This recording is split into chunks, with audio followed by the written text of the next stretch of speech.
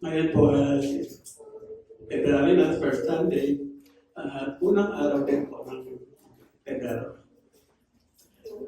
Salamat sa Diyos na po yung ating full book ng Jeremiah. Salamat sa lahat ng nag-share ng gospel tungkol sa kay Jeremiah na alam naman natin na talagang nagsakripisyo siya. Marami siyang naranasan hindi maganda, pero ganun pa man ay hindi naging hadlang yun para ipagpatuloy niya ang pagsunod sa Diyos. At salamat sa mga naging speaker na nakalipas na isang buwang mahigit din na tira na kay Jeremiah. At nawa po ay marami tayong natutunan doon. Sabi nga ng kapatid na Laya, hindi yun, ano ba yun?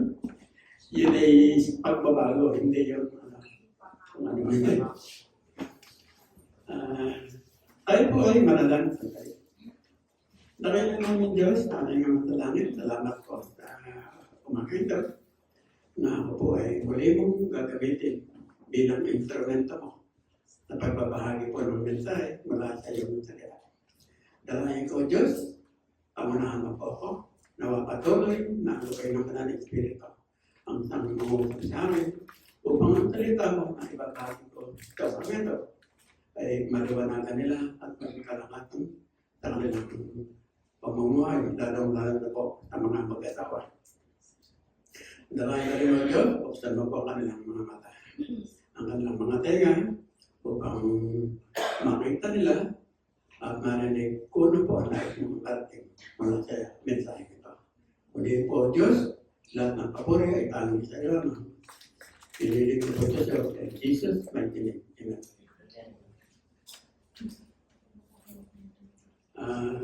Our topic for today is about marriage.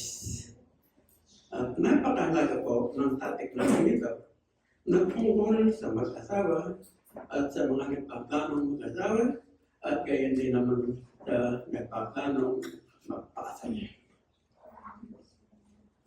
Ang sabi nga sa ating text, salamat nga sa kay Sister Helen sa pagbasa. Ang sabi po sa Genesis 2:24, ito ang dahilan kaya iniiwan ng lalaki ang kanyang ama at ina. Nagsasama sila ng kanyang asawa at sila'y magiging isa. Ito po'y napakahalagang utos ng Diyos o sagradong utos ng Diyos sa mag-asawa na dapat sundin at igalang. Ibig sabihin, ang pinag-isa ng Diyos ay magsasama sa hirap at ginhawa hanggang kamatayan.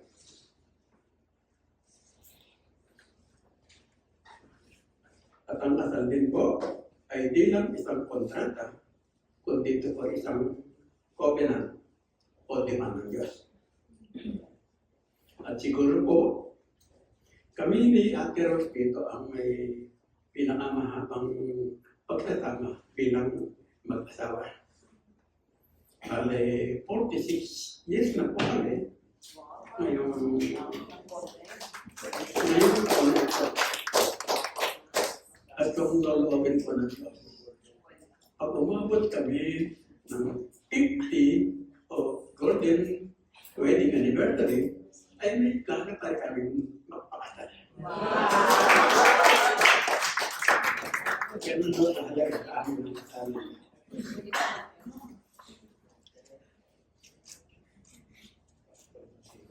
At siguro po na-imagine ko rin, baka kami ay nakatungkod na. Pero ganun pa rin, yung mahalaga, yung makasal muli. At parang na-imagine ko na masaya, siguro po.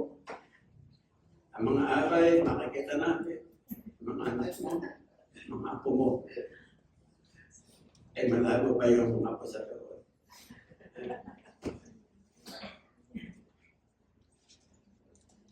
Di kundil. Ilang taon na ako kayong kasal na ate kapatid na Helen. 43 years last Wednesday. Mahaba-haba na rin palang pagtitiis lang yun.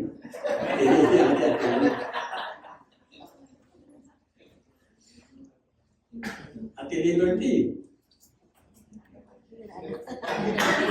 Kalimutan niya. Ilang taon na pala kasal? Ang ating kapatid owner? 19 na kayo, pinasal. 81. So, pare, 45. Going to 45 na kayo. Isang taon lang palang lamang namin sa inyo. Yan. Purihan ng Diyos sa inyong masayang pagsasama. Pero alam ko, siguro may tapuan din. Natural naman yung sa mag-asawa. Ang mahalaga, magkatabi pa rin kayo sa higa. Purihan ng Diyos. Para sa ating kapatid na Lani at ang ating elder po, nakikita ko po o nararamdaman ko naman na masaya yung kanilang pagsasama. Kahit na malayo sila, malapit din dahil may communication. Nakikita ko rin naman na sa biyaya ng Diyos, kung gusto nilang magkita personally, ay nagagawa pa rin. Yan ay dahil sa biyaya ng Diyos. Kaya purihan ng Diyos. Para naman kay Ryan, kay Wally, kay Aldrin, kay Richard, at ganoon din kay Mariel na wala tayo.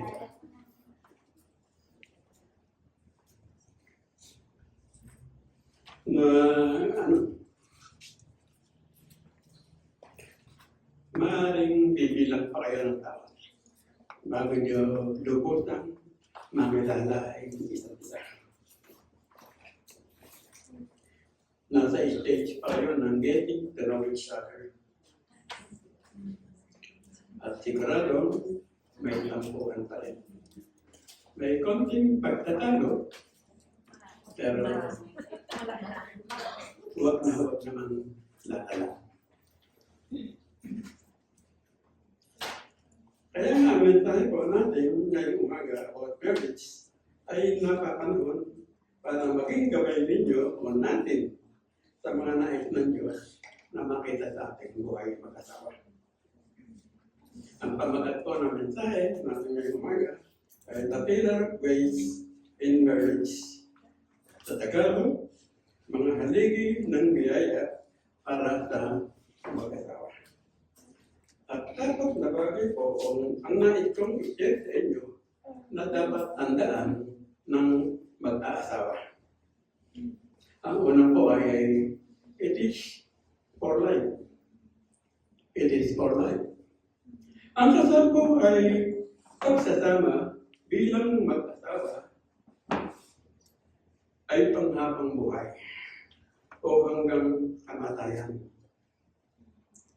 Kaya malimit nating naririnig sa mga nagkakasal sa pastor man o sa pare ang salitang till death do us part o kamatayan lamang ang kapag-iwalay. Ganyan po ang sinumpa natin mag-asawa sa harap ng Diyos. Kaya talagang napakahalaga po ng kasal sa pagtatamang mag-asawa. At para naman po sa mga nagpaplanong magpakasal, dapat handa po kayo. Pag-isipan ninyo po itong mabuti. Ang pagpapakasal po ay hindi biro. Hindi ito parang kanin na mainit na kapag napasyo ay pwede mong ilawag. Ang pagkakasal po ay habang buhay na pagkasama bilang mag-asawa. Ang sabi nga sa Matthew 19:6, ang pinagsama ng Diyos ay di dapat pag-iwalayin ng sino man. Sabi ko nga kanina, magsasama ang mag-asawa sa hirap at ginhawa sa pagbuo ng isang buong pangarap hanggang kamatayan. At At kapag namatay na po tayo, hindi na po masasabing mag-asawa pa tayo. Dahil magkakapatid na po tayo sa langit.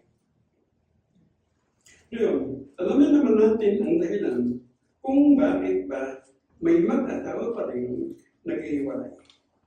Kahit na kung titignan natin ay maganda na rin ang pagsasama. May ilang halimbawa po o dahilan akong sinulat dito na dapat nating iwasan. Ang unang-unang pong dahilan ng kalimit na nangyayari sa iwalang mag-asawa ay ang pagtataksil. Nang bababae si Mr., nanlalaki naman si Mrs. Di na kontento sa isa't isa, kaya laging nag-aaway na humahantong sa hiwalayan. Ang pangalawa po ay pera. Naglilihiman ng tungkol sa pera. O nagdadahilan naman para magamit sa bisyo at pagyayabang sa barkada o sa ibang tao. Inuuna pa ang ibang tao o ang barkada kaysa sa pangangailangan ng pamilya. Di magkasundo, kaya kumahantong din tayo hiwalayan. Ang pangatlo po ay biyanan. Nakasilig makialam sa problema ng mga si lalaki o si babae, kakampi sa magulang. Magtatalo, mag-aaway, ang resulta, hiwalayan. Kumusta po ang mga biyanan nyo? Wow! Okay, okay pala si Liberty. Kasundo nyo ba?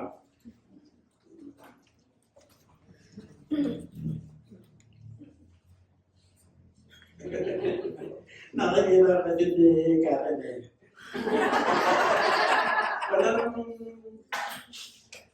Wala siguro problema yun. Siguro ang problema lang niya ng konti ay ang asawa niya. Hindi pa medyo magkakilala sila ng lubusan. Alam naman natin, yung ay anim na buwan sa barko, anim na buwan ng si Karen na walang kasama. Minsan, dumarating yung hindi pagkakaunawaan. Pero salamat sa Diyos na talagang matibay.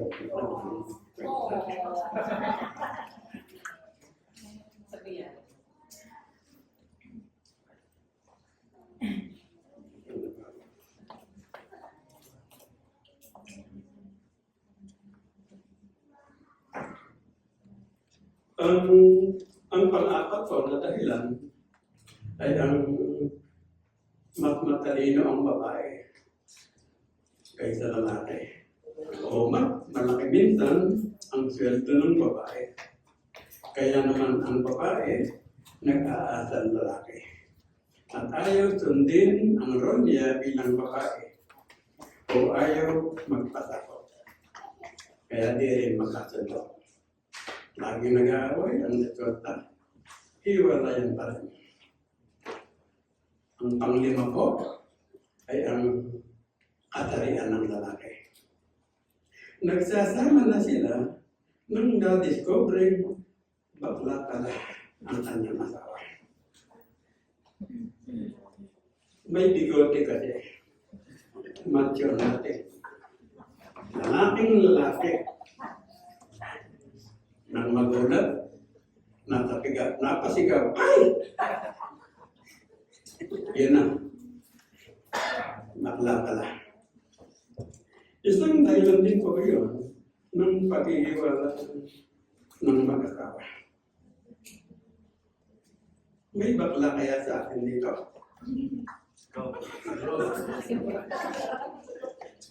Wala naman siguro. Pero subukan yung gulatin. Mga makasigaw. Buti na lang, walang may bigote dito. Bakit? Yun po kasing may bigote ay may tinatago.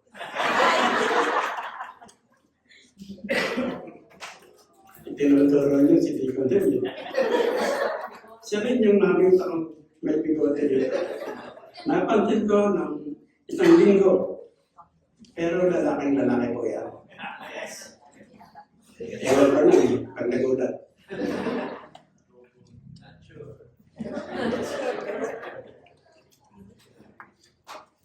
At ang pang-anim po ay sinungaling. Ito po yung mabigat na malimit na pinagtatalunan o pinag-aawayan ng mag-asawa. Huling-huli na, ayaw pa rin umamin. Panay pa rin ng tanggi. Kaya na-uwi rin sa hiwalayan.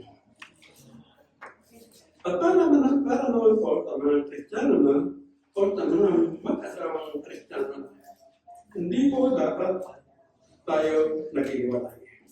Bakit? Dahil ang Diyos po, mismo ang arkitekto ng pag-aasawa ng tao.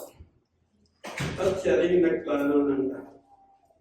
Kaya talagang napakasagrado po ng kasal o ng pagsasamang pag-asawa. Okay naman may tampuhan minsan. O pag-aaway, o pagtatalo. Normal po yan sa mag-asawa. Pero, bawal ang mag-iwalay.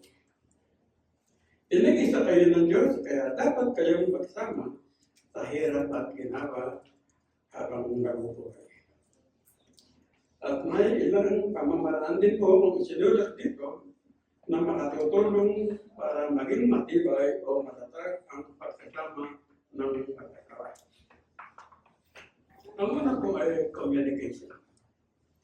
Dapat ang mag-asawa ay laging nag-uusap o laging naglalaan ng oras sa isa't isa.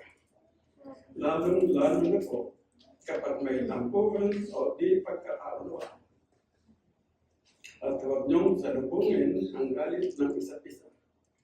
Hanggat maaari, mag-usap po kayo ng mahinahon. At huwag na rin pong palipatin o maghapon o magdamay na hindi kayo nagkakaayos. At mag-usap din po kayo ng mga planong pampamilya o sabay din kayong mangarap. At para ma-relax minsan, bago matulog, magkwentuhan pa rin po kayo tungkol sa masasayang araw na nakalipas. O karanasan ninyo, lalong-lalo na noong nanliligaw pa tayo si Mister. Siguradong makakatulog kayo ng may ngiti sa labi at mababawasan pa ang stress. Ang pangalawa po ay bilin. Sa mag-asawa ay di dapat mawala ang paniniwala o tiwala sa isa't isa. At ang unang-una na sa pagsasamang mag-asawa ay di dapat mawala ang tiwala na mahal ninyo ang isa't isa. At maniwala rin kayong pareho kayong may talino o kakayahang gawin ang di kayang gawin ng isa. Kaya dapat po ay nagtutulungan. At anumang magawa ninyo ay i-appreciate ninyo ang isa't isa. Di naman may iwasan minsan ang magkamali. Bahagi po yun. Sa pagkakamali ay maraming natututunan. Kaya huwag maging dahilan nito na mawala ang tiwala sa isa't isa. Dapat nagtutulungan pa rin at di nawawala ang positibong kaisipan. Dahil sa pagtitiwala, lalong lumalalim ang pagsasama nyo bilang pinag-isa ng Diyos. Ang pangatlo po ay acceptance. Tanggapin ninyong kayo talaga ang pinag-isa ng Diyos. Tanggapin niyo rin pareho kayong may kahinaan. Ngunit may kalakasan din naman para bumuo ng isang magandang pangarap. Itong isang buong relasyong pampamilya. At kapag mahina ang isa sa isang bagay, tanggapin mo ang kahinaan niyang ito. At ikaw naman na malakas doon, tulungan mo. Hindi naman lahat ng kalakasan ay meron ka. Tutulungan ka rin naman niya sa parteng mahina ka. Kaya nga kayo ang pinagsama ay para magtulungan at magtanggapan sa isa't isa. At ito po ay hanggang sa pagtanda na natin. Dapat na pong binanggit, nakasalalay ang matibay ninyong pagsasama bilang pinag-isa ng Diyos. Pangalawa po ay, it is for the honor of God. It is for the honor of God. Napararangalan ng Diyos kapag ang sentro po ng pagsasama natin o ninyong mag-asawa ay ang Diyos mismo. Ngunit, hindi ninyo mapararangalan ng Diyos kung naging mag-asawa lamang kayo dahil mapera o mayaman na isa, o guwapo, o dahil maganda. Pag maganda ka, gusto ko na yun, nga dapat. O dahil kilalang pamilya, o ang isa pa ay naipagkatundo lamang kayo. May mga ganyan pong pangyayari sa pag-asawa. Na nangyayari ay malimit, may tampuhan, o dumarating din ng paghihiwalayan. Ngunit ang sabi sa Kawikaan chapter 18, verse 22, ang mabuting may bahay ay isang kayamanan. Siya'y pagpapala na siya lang ang may bigay. Ibig sabihin, ang makatagpuan ng mabuting asawa ay isang malaking pagpapala mula sa Diyos o isang regalo mula sa Diyos. Pinagtagpo kayo dahil alam ng Diyos na kayo talaga ang dapat magsama bilang mag-asawa habang buhay. At ito po ay hindi aksidente. Dahil wala naman pong imposible o aksidente sa Diyos. Kaya ang asawa mo ngayon talaga ang natatang regalo ng Diyos sa iyo. Kaya dapat mo siyang mahalin ng totoo. At ito ay pagpasalamat mo sa Diyos na siya ang iyong naging asawa. Sabay ang Diyos ang lumalang sa atin at nalalaman niya ang lahat. Alam niya ang kahinaan at kalalasan natin o ng lahat ng tao. Kaya siya pumili ng mga kasama natin sa buhay na angkop o tugma sa ating kahinaan at kalakasan upang maging katawan natin sa hirap at ginhawa o sa lungkot man siya. Hindi po kasi pwede sa mag-asawa yung pareho kayong mahina o pareho kayong malakas. Dahil di po kayo magkakasundo o palagi namang nalamang kayong magtatalo na pwedeng humantong sa hiwalayan. At yan po ang ayaw ng Diyos na mangyari. Lalong-lalo na sa kanyang mga anak. Bakit? Dahil ang pagsasama pong mag-asawa ay katangian ng Diyos. Ang katangian po kasi ng Diyos ay buo o iisa lamang siya sa tatlong persona. At ang kasal po o ang pag-aasawa ay tipan ng Diyos sa atin. Kaya dapat buo din tayo at di maghihiwalay. Ang sabi nga sa John 10:10, dumarating ang magnanakaw para lamang magnakaw, pumatay at malira. Ang sabi ng Panginoong Diyos, naparito ako upang ang mga tupa ay magkaroon ng buhay, ng isang buhay na ganap at kasiyasiya. Kaya napakahalaga po sa mag-asawa ang pareho kayong Kristiyano. Pareho kayong may takot sa Diyos. At pareho kayong umaasa sa Diyos. Kaya anumang pagsubok ang dumating, wala kayong katatakutan. Dahil ang sinasandalan ninyo ay ang Diyos mismo. Amen po? Amen. So, lagi pong una ang Diyos sa pagsasama ng mag-asawa. At kapag lagi ninyo pong inuuna ang Diyos, mararanasan ninyo ang kapayapaan iniwan ng Panginoong Kristo na binabanggit naman sa John 14:27. Ang sabi doon, kapayapaan kapayapaan ang iniiwan ko sa inyo. Ang aking kapayapaan ang binibigay ko sa inyo. Hindi ito katulad ng kapayapaan ibinigay ng mundo. Huwag na kayong mamalita at huwag na kayong malaki. Kaya nga, kapag ang kapayapaan ito ay nakikita sa ating buhay mag-asawa, na ibibigay natin ang kalwalatiang tanging para sa Diyos lamang. At ang pagbibigay din po ng kalwalatiang ito sa Diyos ay mailalarawan din naman sa ginawa ni Kristo sa Iglesia. Ang sabi nga sa ating teksto na binasa kanina, ng ating Adelay, iiwan ng lalaki ang kanyang ama at ina at magsasama sila bilang mag-asawa at bilang iisa. At tulad din po ng ginawa ng Panginoon sa Kristo, iniwan niya ang kanyang tahanan sa langit at pumunta dito sa lupa upang makipag-isang dibdib sa kanyang kabiyak. At ito po ay ang Iglesia. Kaya dapat ang relasyong mag-asawa ay tulad din ng kaugnayan ni Kristo sa Iglesia. Ibig sabihin, dapat pasawak ang babae sa kanyang asawa tulad ng pagpapailalim ng Iglesia kay Kristo. At kapag ang babae ay nagpapasawak sa kanyang asawa at ang Iglesia sa pamamagitan ni Kristo, tunay na naibibigay natin ang kalwalatian para sa Diyos na. Ang po, it is designed for happiness.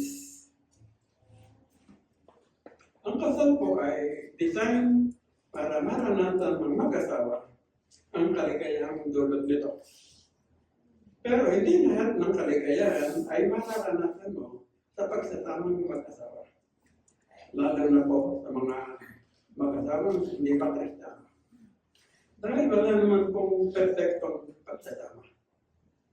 Kaya asahan mo ng may suffering. At ayaw mo man o gusto, siguradong may darating na suffering. Bahagi na po yan sa buhay ng mag-asawa para lagi tayong dumulog sa Diyos. Isa pa kung wala namang pagsubok o pagtitiis, di mo mararanasan ang kaligayahan ito na design ng Diyos para sa pagsasamang mag-asawa.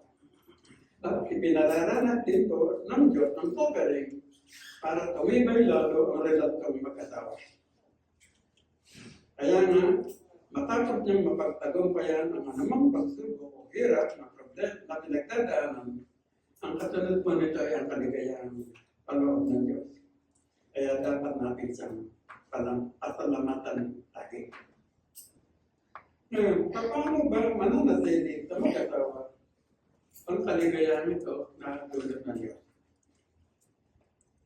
Ang unang-unang pong sikreto sa kaligayahang design ng Diyos sa magsasamang mag-asawa ay si Kristo.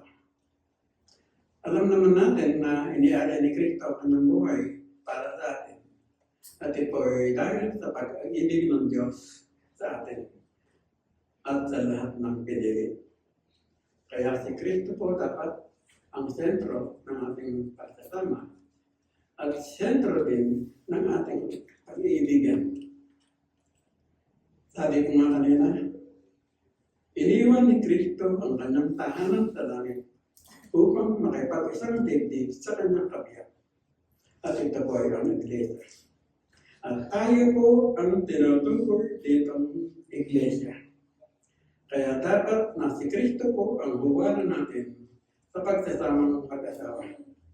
Ibig sabihin, mamahalin natin ang ating asawa habang tayo po ay nabubuhay. At iyan po ang tinutukoy dito, kaligayahan ng Diyos, kaligayahan ng design ng Diyos sa mag-asawa. Nakuha niyo po. Kaya nga kapag si Kristo ang pinakasentro ng ating pagsasama at pagmamahalan, ang bunga po nito ay magdadamayan tayo at magtatanggapan sa isa't isa. At ang bunga po naman ng pagdadamayan at pagtatanggapan sa isa't isa ay magiging isa na tayo o buo sa ating layunin sa buhay mag-asawa. Kaya sa pagiging isa po natin, mabubuo ang ating mga pangarap at sumpahan sa isa't isa na pagmamahalan hanggang kamatayan. Kaya ang asawa mo, ang gawin mong kabarkada.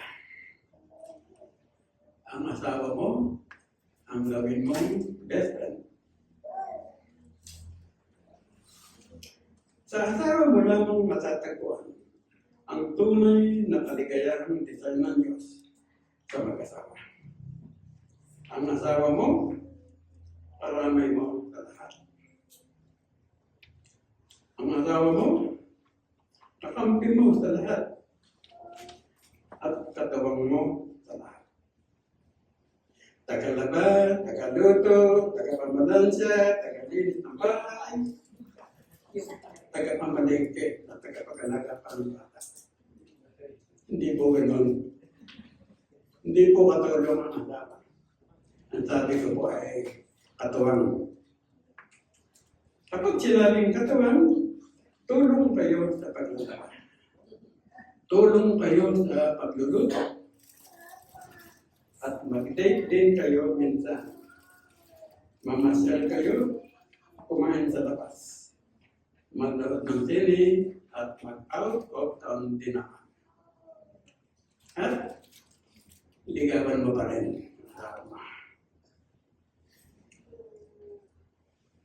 Panapat po.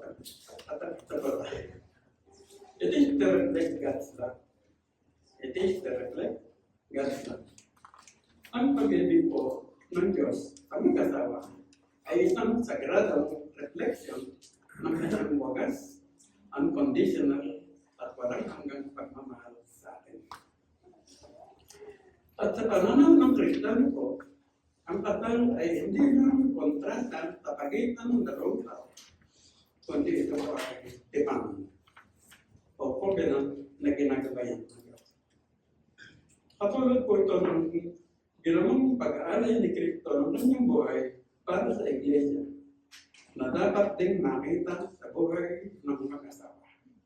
May sakripisyo, nagpapatawanan, nagmamahalan, at nagdadamay kahit sa hirap at ginhawa. Ganyan po kadakilan ang pag-ibig ng Diyos natin o sa mag-asawa sa pamamagitan ni Kristo. At para po sa matagumpay na pagsasama ng mag-asawa, hindi po dapat na dalawa lamang kayo, kundi tatlo. Para po yung triangle. Asawang lalaki, asawang babae. Ang sentro ninyo ay ang Diyos mismo. Hindi pa ka. Kaya sa Diyos lang po. Lagi kayong manalangin. Lahat ng pag-uusap nyo, lagi niyang isang tuloy sa Diyos. Lahat ng mga plano nyo, sa Diyos na ipagkantuan. Dahil lahat naman ang bagay, igaling ka lang. Lahat tayo, katiwala lang ng Diyos.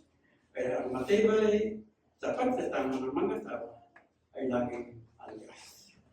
Kaya dapat nakita sa buhay natin ang reflection ng pagmamahal ng Diyos. Tayo po ay nananalig. Salamat po sa mensahe na naibahagi ko ngayong umaga. Salamat po Diyos na may natutunan ang mga kapatid ko dito sa church. Lalong-lalo po yung mga mag-asawa at yung mga nagpaplanong mag-asawa. Nawa po ay tumanin, salamat po sa tisipan ang mensahe nito. Kaya maraming salamat po sa iyong lahat ng papuri at lahat ito ay niliman sa Jesus, mighty name, Amen.